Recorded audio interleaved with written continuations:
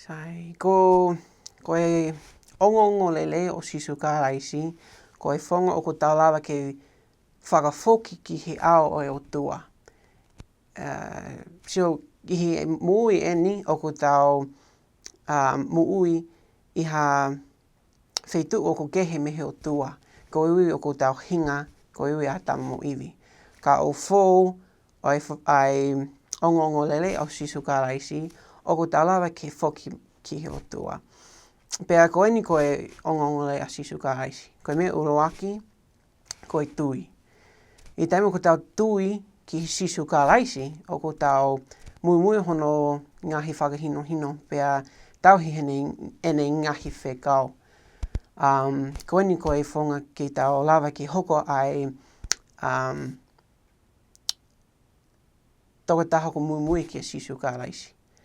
Pea ko e stepa hono ua i he ongo lele o sisu karaisi, ko e whakato mala.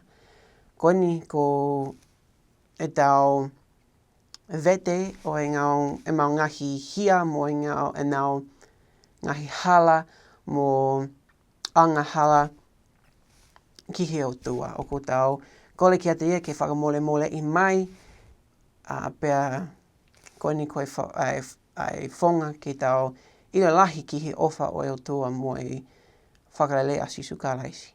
Hiri ai whakato mala o ko tau whaia baptaiso. Ko e baptaiso ko e o wao topu tapu. Pea ko eni ko e whonga ko tau lawa ke hoko maa me he tau ngahi anga hala. Hili ai baptaiso o ko tau whaia ai hili whakanima ke mau ai lau male ma oni. O ko pehe e fola o ko tau whimau ke hu ai vai mo e afi. Ko e lau male ma oni, pea ko e mea ofa o e lau male ma oni, ko e whonga o ko tau hoko maa lahi. Pea ko e mea whakaosi he ongo lea sisu karaisi, ke kātaki ki he ngata anga.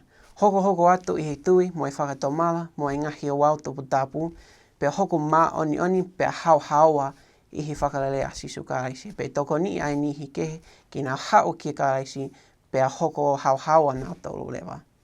Ko ea ko e ongo lea sisu karaisi.